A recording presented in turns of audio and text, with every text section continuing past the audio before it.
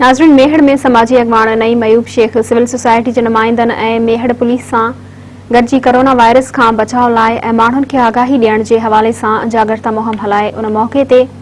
शहरियुनि में सैनिटाइज़र ऐं मास्क पिण विरहाया विया। वधीक तफ़सीलनि लाइ पेश आहे रियाज़ चांडियो जी हीअ रिपोर्ट। अस्सलाम वालेकुम नाज़रीन, आऊं आहियां रियाज़ चांडियो।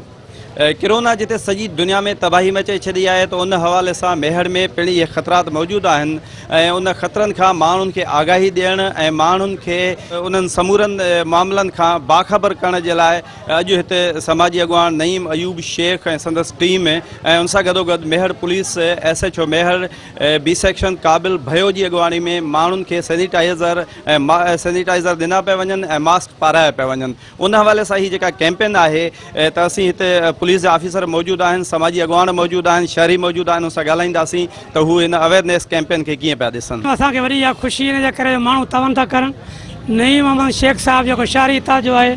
तव्हां असां सॼी टीम गॾिजी वर्क था कयूं त महिरबानी करे हथ था वधूं, अपील था करियूं त मास्क पाइणु वधि में वधि। बीमारी तमामु ख़तरनाक आहे ऐं हर माण्हू खे मां अपील थो कयां त पंहिंजे टाइम सां लॉकडाउन बि कनि ऐं मास्क जी बि कोशिशि करे पाइनि। असांखे इहो ई आहे त हितां जो मेहड़ शहर न पर बल्कि सिंध न बल्कि पूरे पाकिस्तान खे इहो करणु घुरिजे त जीअं नौजवान ॿाहिरि निकिरनि ऐं जेको आहे तो मास्क ॾियनि। कोई दोस्त जेके आहिनि ग़रीब आहिनि जेके नथा वठी सघनि, सो उन्हनि खे असां इहो ई चवंदासीं जेके सरहदी वारा माण्हू आहिनि उहे उन्हनि खे वठी ॾियनि ऐं मास्क खां बग़ैर न निकिरो त जीअं असांजो अञा अॻिते वधीक इहो मुहिम जेका आहे त हले ऐं जेको नुक़सानु न थी सघे। पुलिस जे तमामु घणो बहितरीनु अमन अमान करायो आहे असांजो, बल्कि अञा बि उन्हनि जी कोशिशि इहा ई आहे त जीअं शहरी पाण तंग न थियनि। पर असां पाण मतिलबु ॾिसो था त असां शहरी जॻहियुनि बिना लॉकडाउन जेको टाइम आहे उन खां मतिलबु बंदि कयूं कोन था, पोइ मतिलबु रुॻो पुलिस जो आहे। पर पाण खे बि घुरिजे त कुझु एहतियात लाज़मी आहे। बार बार तव्हांखे मोबाइल ते बि ॿुधायो थो वञे, केॾे कॉल कंदव त भई एहतियात कयो, सो बराए महिरबानी एहतियात कंदो त तव्हांजो पंहिंजो बहितर। असांजी जनाब SHO साहब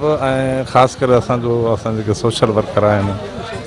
असांजो नईम अहमद शेख साहब आहे ऐं जेको असांजो SHO साहब आहे, असांजी इहा ई कोशिशि आहे राति ॾींहुं